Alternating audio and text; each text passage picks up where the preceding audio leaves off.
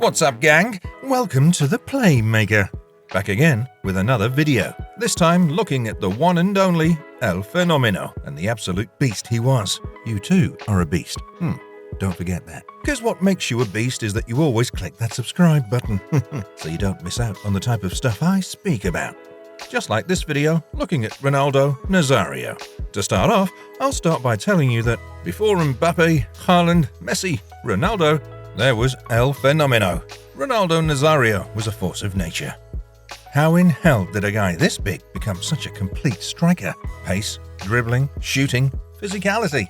He had it all. So then if he was so great, then why did he have to retire at such an early age, instead of going on to become one of the greatest players of his generation? Good question, Mum. And I'll answer that question for you. But first, I need to take you way back.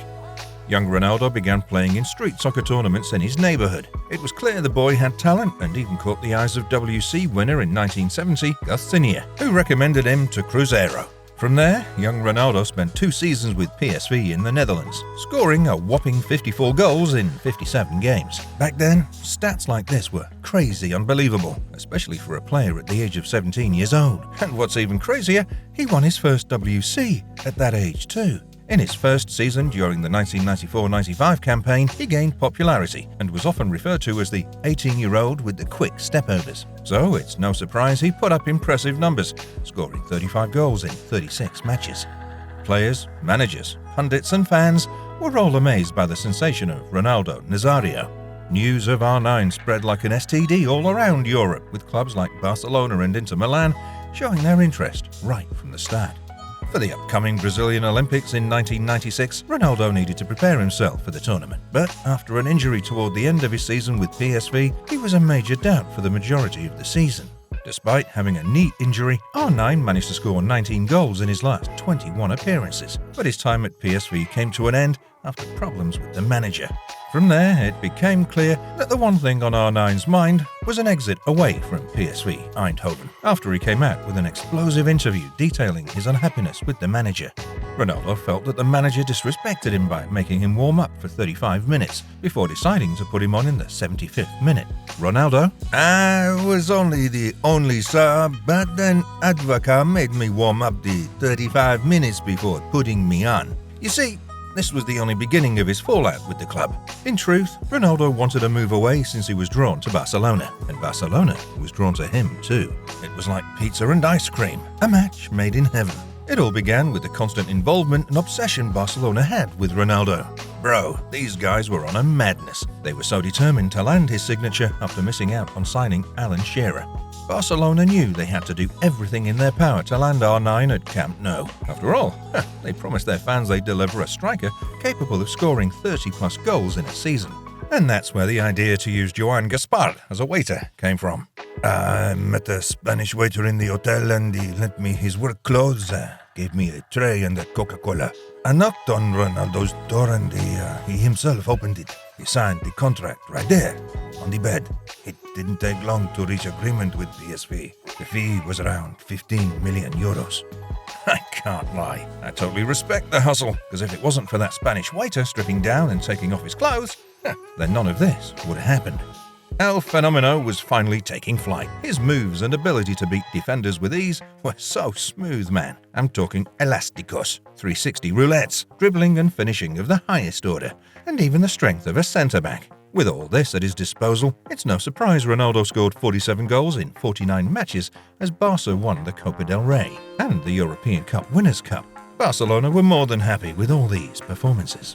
Despite constantly finishing behind Real Madrid in La Liga, their resurgence would likely see them dominate as long as they still had Ronaldo. After talks of a 10-year deal that would see him earn $4 million per year, and a buyout of $60 million was agreed by Ronaldo. But still, he didn't really sign the contract, and Barcelona got tired waiting for him and his representatives to sign, and in the end, he transferred to Serie A year later.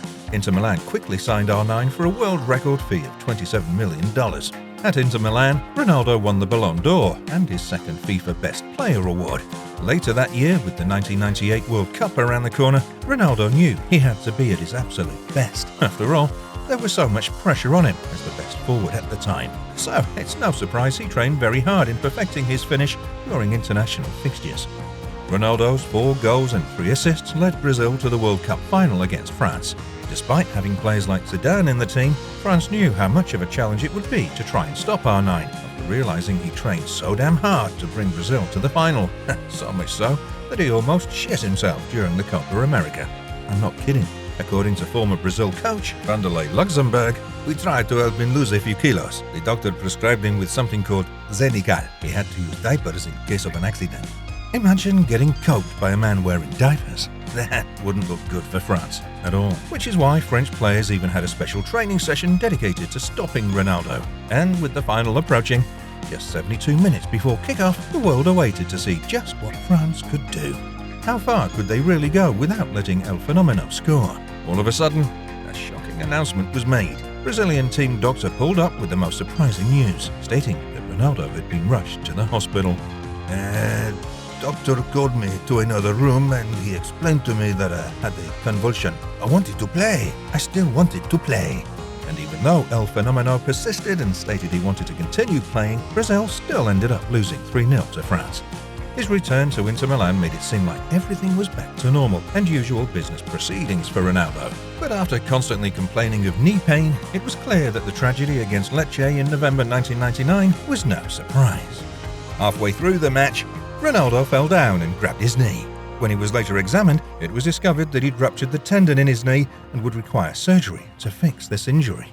5 months later, in his return to action, you'd think everything was back to normal. But no, sir.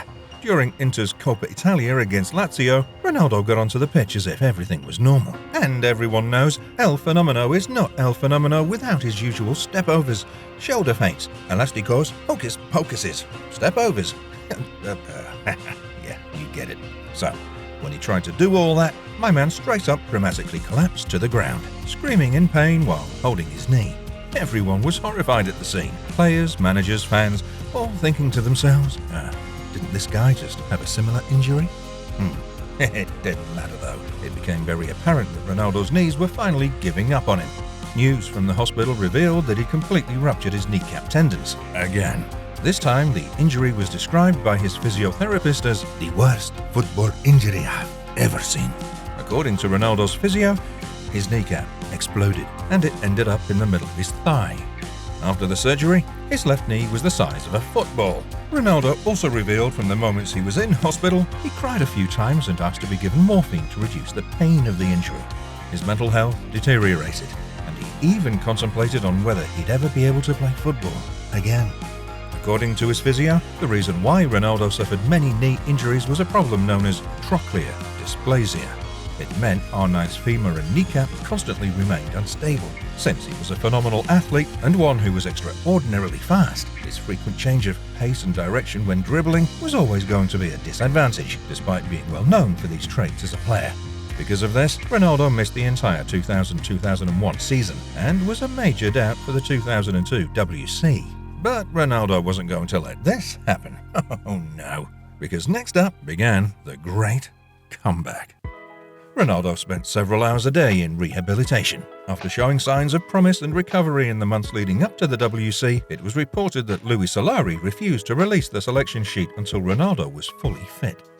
Once it was clear and confirmed that R9 was back in action, he knew that every turn and every corner, fans, local neighbours, the media, rivals, they'll never forget his infamous streak of injuries. So, what does he do? Yes, sir, by getting this haircut. The attention would be shifted away from the absurdity of his constant injuries and into this absurd haircut. It was the perfect distraction for R9, and he went and scored in every single World Cup game except the quarter-final against England. With Brazil in the final once again, it seemed like destiny led him to this moment. Ronaldo won Brazil's 5th of all time and his 2nd World Cup. And just months later, his World Cup performances didn't just earn him a Ballon d'Or, he even got attention from Papa Perez, who shipped him out to Real Madrid. In his first season with Real, El Fenomeno scored 26 goals in his first season and led Madrid to a La Liga title. His days at Real Madrid were memorable. R9 had a season to remember, like his performance in the Champions League quarter-final. El Fenomeno scored a hat-trick against Manchester United and even received a standing ovation from the entire stadium. Ronaldo was finally living his dream. Soon enough, though, it was clear that his lifestyle choices were very unprofessional.